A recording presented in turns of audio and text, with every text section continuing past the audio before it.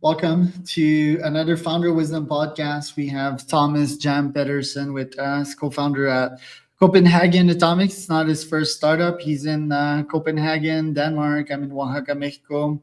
We're going to talk about AI and what he's building right now. So Copenhagen Atomics plans to build a waste burner, a 40-inch shipping container, which can burn spent nuclear fuel and reduce the storage time from 100K years, that is a long time, to 300 years, and make a lot of green energy and CO2 free jet fuel at the same time. This podcast is brought to you by Podfire. If you want to start your pod, monetize it, generate leads, generate AdSense money, and sponsor money, you can go to podfire.com. We have a free ebook and a masterclass there. Tom, welcome to the pod. Tell me a bit more about yourself and what you're up to nowadays. Yes, thank you. Yeah, so like you said, I'm one of 4 founders of Copenhagen Atomics. And before that, I started a number of other startup companies or technology companies. I'm currently the CEO of Copenhagen Atomics, and we've been doing this company for 10 years now. In my long past, I worked for another startup company, for example, in Silicon Valley in the US, but I've also been part of a number of startup companies in Copenhagen. And Copenhagen Atomics is, like the name say, currently located in Copenhagen, but of course, we are trying to create these new type of nuclear reactors that can help the world power AI and other things, data centers, so forth. And those are not particularly meant for Copenhagen; they're meant for all over the world. And I hope we can get back to that. My background: I'm an engineer. I was trained as an engineer way back, and then I worked for a number of technology companies over the years. Most of my career I've spent on mathematical modeling and software development. And also this is how I got into this nuclear company. We can talk a little bit more about that later on. I did work on neural networks and AI way back in the 90s when I was doing my master degree and so on. But now I'm just a user like everybody else. Right. And yeah, tell me about how you specifically got there, because you're in such a specific and odd and unconventional niche. Where did you start it, and how did you ended up at Copenhagen Atomics? Yeah, so I've always been interested in energy, and that's because energy is sort of the most important component to create a prosperous society where everybody has opportunities. Of course, right now we are located in Europe, and it seems that a lot of politicians in Europe, whether they are left or right or anything, they're just concerned about how they can tax people, and if they cannot tax people, then they want to print some more money, which is the same as taxing people. So, I mean, they're not very good at developing new technologies.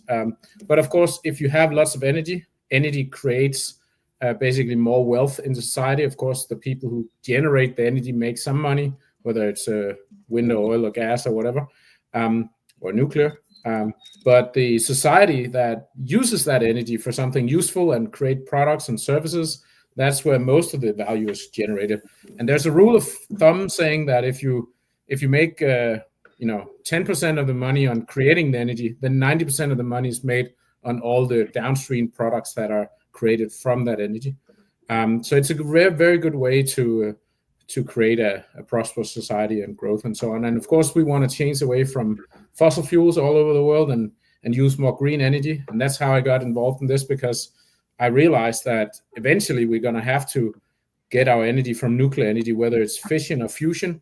I looked very carefully at fusion, and I decided that I didn't want to invest my time and money in fusion at the time. And therefore we went into this company. And in Copenhagen Atomics, we focus on something called thorium energy, or thorium-based molten salt reactors. We can get into that a little bit later. But that's sort of the quick story of how I ended up here. I really believe that this has a huge potential to make a better world for everyone, not only the company who generates the energy, but more so the society that get all the benefits from creating more energy. And I believe this particular type of energy that we are creating, called thorium molten salt reactors, I think it's going to power half of all energy in the whole world by year 2100. So of course that's 75 years away, but that kind of tells you how important I think it is. Yeah, that is huge. Do you feel that you being in Denmark and EU is the hub when it comes to green energy, like comparing to US, Canada, and other places? Do you think that is beneficial to your company's growth? Mm, not particular. There's certainly, I mean, so if you compare US and Europe, or North America and Europe, and then maybe Asia, say China or India or something, then there's different strategies. Of course, China and India in particular, they try to make most things in research and development sponsored by the government, so a little bit government funded R&D. In US or North America, most R&D is sponsored by the venture capital market. Of course, there's a little bit of sponsoring from the government and from DARPA and so on. And in Europe, it's a mix. There's quite a lot of government and EU funding, and then of course there's a little bit of venture capital. I would say the amount of venture capital in Europe for deep tech technology, whether it's green energy or any other deep tech technologies, is probably at least 10 times less than in the USA. So that gives a difference. And also in Europe, there's the funding that comes from the EU is always a little bit behind. I mean, probably in 5 years from now, the EU will start sponsoring AI development. I mean, that kind of shows you how it's not optimal to let academics or politicians decide where the funding should go. Right. And are you seeking some funding or have sought some funding? Maybe I should introduce you to my friend Jacqueline van den Hende, which is a CEO of Carbon Equity. Yeah, of course. Our type of company is a growth company, or sorry, not growth, like a R&D company. And we are developing this technology, and it will take another 5-6 years before we have a commercial product on the market. And then even after that, we still need to grow the company and build more and more power plants. So I think it's fair to say that we will be looking for capital and investors the next 10 years. We have already, the company has already existed for 10 years. And so far we've raised roughly 40 million euros, but we will continue. And how could you accelerate that 5-year timeline to bring the technology where you want it? Yeah, that's actually my job. That's what I'm working on. So I look at a number of different countries, and I look at how quickly are they to adapt nuclear technology or to build out nuclear technology. I think in all countries around the world, there's a lot of regulatory hurdles to get new nuclear power plant built, especially this, which is a completely new type of nuclear power plant or a new brand, and so we're trying to talk to a number of different countries and figuring out where can we deploy this quickly. And of course, the one where we're betting on right now is Switzerland. So Switzerland has agreed to test this technology. It's not about commercial deployment yet. It's only about sort of building and testing a test reactor. And we have a very good collaboration with the national lab in Switzerland called PSI, or Paul Scherrer Institute. So we focus on that. But in regards to deploying commercial power plants and generating energy for society, I'm not sure Switzerland will be the right thing at the right place. We are talking to them about that, but we will wait and see how this goes with the first test reactor. But there are a number of countries who've already contacted us and asked, would you like to deploy this technology you have here at large scale? And we're looking into that. And I'm trying to understand what are the hurdles that we have to overcome in those countries, and how long will it take, for example, to get a site license. So when you want to build a nuclear power plant, you need a site license, and it takes many years to get that. It's a little bit similar to if you want to build a big commercial airport, you also need to get that location approved, and there's a lot of environmental studies and so on before you can start building the airport, and the same for a nuclear power station. So this is what I'm looking into right now, and there's certainly some big differences between different countries, and I would say it's still too early for me to speculate which country we're going to select, probably in 1 or 2 years from now, we will be ready to do that. Right. Do you believe in global warming yourself? Yeah, what's your opinion on this whole thing? Do we have enough data to prove that this world is facing higher temperatures and potential calamities? So yeah, I do think the world is warming, and but I also looked at the temperature data that, as good as we can construct it, going back thousands of years or hundreds of thousands of years, and clearly it has been warmer on this planet in the past. It has, of course, also been colder, much colder when we have ice edges. So the question maybe you're asking me is, do I think that this current warming is going to kill all humans or make it very, very difficult for humans to survive here? I don't think so. I'm not convinced that this is a sort of the end of the world. I think there are many other things that are much, much more dangerous for human that we don't debate in the same way as we do with global warming or climate change or whatever it's called. And there's also this debate whether CO2 is the main factor causing global warming, and I think that needs to be researched some more before we can be 100% sure. Right, yeah. Factors like world leaders or just, like polar opinions in populations and separation and everyone wanting to come at each other's throats and war, much more dangerous. Like, what statistics do we have for nuclear energy? I mean, there's been accidents, there's been deaths related to these nuclear accidents, not so much, but also devastating effects of getting rid of the radioactive nuclear waste after these events.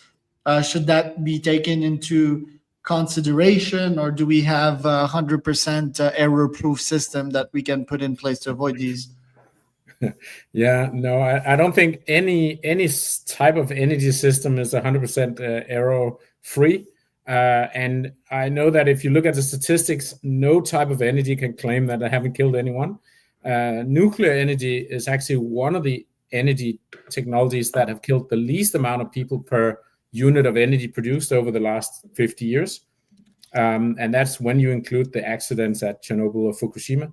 But it's clear that if we build more nuclear power plants, we will also have more accidents and we will kill more people. There's no doubt about it. But I mean, if we compare to coal, for example, coal-fired power plants, we build those every week around the world, and there's a roughly 1,000 times difference. So coal-fired power plants, on average, through the global statistics, kill 1,000 times more people per unit of energy than nuclear energy.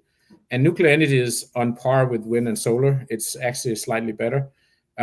So, I mean, the nuclear energy, of course, we have to look at how can we continue to make it safe as it already is, but also maybe can we make it even safer, and where do people get killed? And actually, if you look at the statistics, the majority of people in the nuclear industry, or the majority of people who die from creating nuclear energy, is not from the power plant or the accidents that has happened in the past. It's from the supply chain, mainly the mining of uranium. So just like mining anything else, iron or copper or whatever kills people, of course, when we mine for uranium, we also kill some people, unfortunately.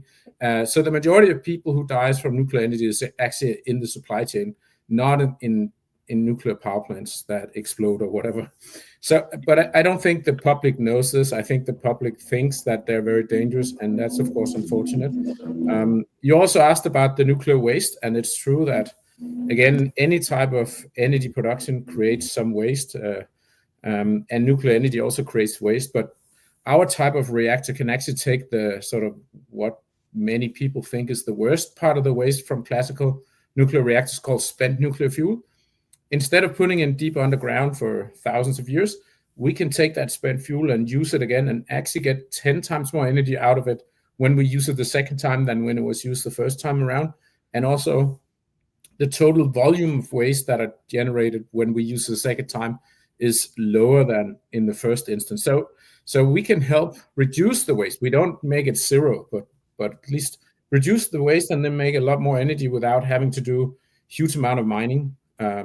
So our type of reactors are need a lot less mining than this classical nuclear reactor. So I mean, it's not perfect. It's not zero death or zero waste, but it's getting better, every decade, and we as a company want to be part of that. Right. And the AI led future, do you see AI is making decisions in terms of who gets what piece of energy? And do you also see AI managing security at these plants better than humans would?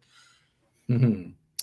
That's a good question. It's difficult to predict the future, but we know one thing for sure is that humans make errors, and whether humans are writing documents or controlling a nuclear power station, or guards who give you access to important infrastructure.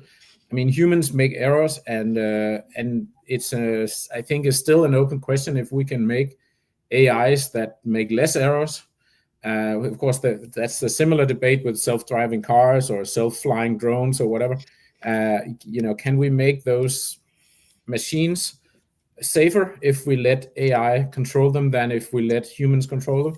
And I think this still needs probably a couple of decades of development before we can say for sure. But I'm confident that people and companies will try to test AI in these applications, and I also imagine that in some of those applications, AI will be more successful than humans.